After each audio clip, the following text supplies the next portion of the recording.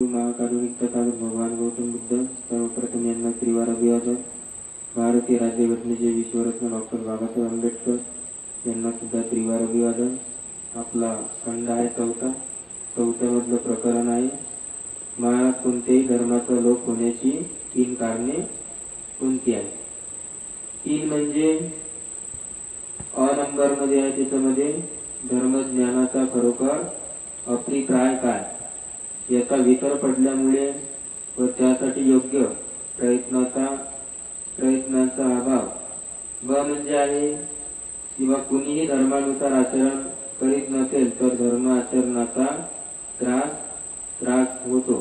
म्हणजे कोणी जर धर्माचं लालन पालन धर्म समजल्याच्या नंतरही कोणी जर धर्माचं लालन पालन करत नसेल तर त्याला धर्माचा त्रास होतो म्हणजे प्रकृतीचा नियम विनय राहते ना, किंवा जर तथागत बुद्धांनी एवढा मोठा कष्ट करून आपल्याला धर्म दिल्याच्या नंतर भगवान बुद्धाचा बाबासाहेबांचा धर्म आपल्याला समजल्याच्या नंतरही आपण त्या धर्माच्या विरुद्धच चाललो धर्म समजल्याच्या नंतरही मग आपल्याला त्रास होणारच आहे ना, कारण की प्रकृतीचा नियम आहे, या हाताने केलं की त्या हाताने धरून द्यावं लागते, म्हणून त्याला त्रास होतो।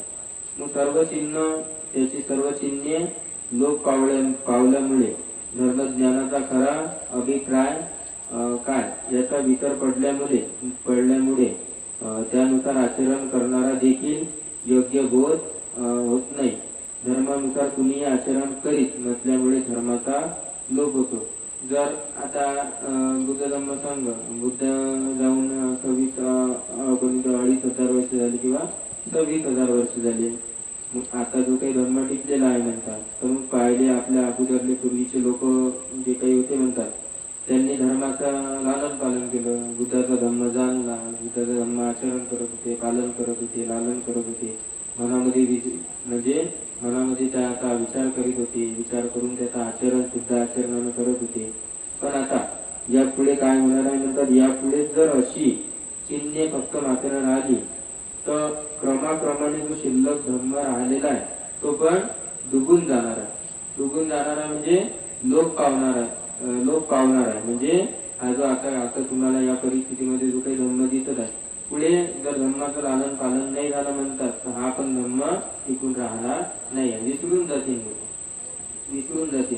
जी काही भावी पिढी आहे आपली, उरलेला जो काही धर्म आहे त्याला जर समजलं नाही, विहारात येऊन नाही पाहिलं, विहारात फिरून नाही पाहिलं, बुद्ध धर्म संघ बाबासाहेब समजले नाही, तर मग तो पण लोप होऊन जाणार आहे म्हणतात, मग तो धर्म पण सुद्धा टिकून राहणार नाही आहे म्हणतात। म्हणून यासाठी बाबासाहेबांनी काय सांगितलेलं आहे 22 प्रतिज्ञामध्ये, व जसं तुम्हाला वेळ प्राप्त दिवशी भेटते तुमची कामगिरी करून दर रविवारी सर्व परिवारासहित आपण सर्वांनी विहारामध्ये गेलं पाहिजे, हेच बाबासाहेबांनी त्या ठिकाणी सांगितले। जर धर्म लोक पावण्याचा नसेल तर, जर धर्म टिकून ठेवायचा असेल तर दर रविवारी विहारामध्ये जायचं। हे 3 महिने तर यायचं, पण दर रविवारी मध्ये जायचं, 3 महिने वेळ नसेल भेटत तर।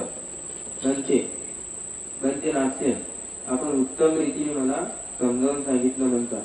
बुद्धिभ्रष्ट करणारा हा प्रश्न परंतु अत्यंत सफाईने त्याला उलगडा करून दिला म्हणतात, किंवा माझ्या बुद्धीत न बसणारा प्रश्न तुम्ही त्याचा उलगडा करून दिला की उघडून दिलं मला आणि चांगल्या प्रकारे समजावून सांगितलं।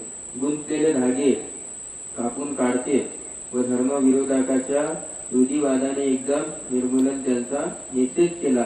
आपण खरोखरच धर्म व गणचार्य सर्वात श्रेष्ठ आहे। आपण धर्माचे गुरुच नव्हे, या गणचार्यामध्ये जे काही आहे ते सर्वात मोठे गुरु आहेत म्हणतात तुम्ही।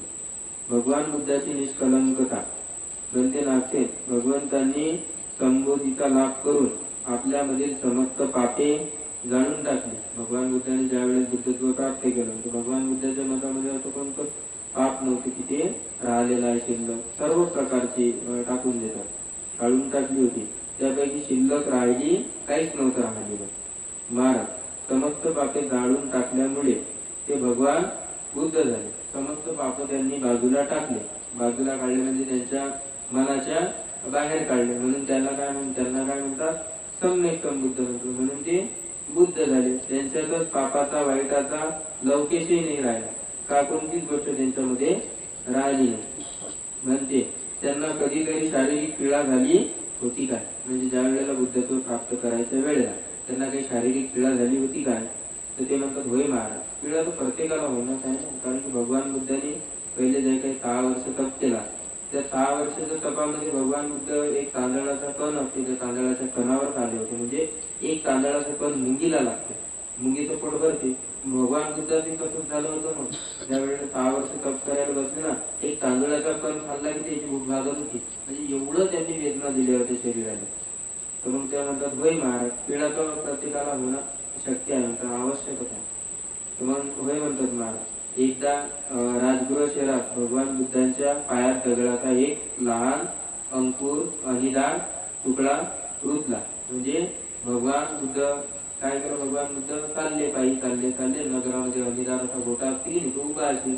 तो काय झाला माहिती आहे का, नंतर तो भगवान बुद्धाच्या पायामध्ये तो तुकडा रुतला. रुतल्याच्या नंतर तो तसेच एकदा त्यांना अतिसार झाला होता. एकदा पोटात दुखू लागल्यामुळे जीवकाने त्यांना जुलाब देखील दिला होता. म्हणजे एक असा लहान तुकडा रुतला होता. आता काय झालं होतं माहित आहे का, यानंतर मग आता काय झालं होतं किंवा असाच एक पोटामध्ये भगवान बुद्धाचे दुखू लागलं होतं. त्यावेळेला जीवकांनी त्यांना जुलाब लावून दिला होता. एकदा वायूचा प्रकोप झाल्यामुळे स्थविर आनंद आणि त्यांनी गरम पाणी आणून दिले होते. त्यांना वायूचं असं झालं होतं, प्रदूषण थोडस प्रकोप झाला होता, म्हणून त्यांनी आनंदाने गरम पाणी भगवान बुद्धांना आणून दिले.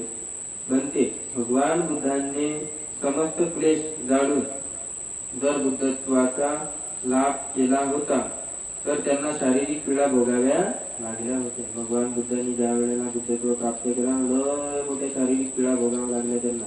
मांडी दुखत असेल वेगळी, पाय दुखत असेल वेगळे, डोळे दुखत असतील वेगळे, हात दुखत असतील वेगळे. म्हणजे तरीही सुद्धा जाग्यावरून हल्ले नाही. कारण की संकल्प दृढ होता ना, सम्यक संकल्प जर केला आपण तर तो तुटला नाही पाहिजे नंतर ना. म्हणून सम्यक संकल्पाच्या नांदी आपण जास्तीत जास्त राहायला पाहिजे.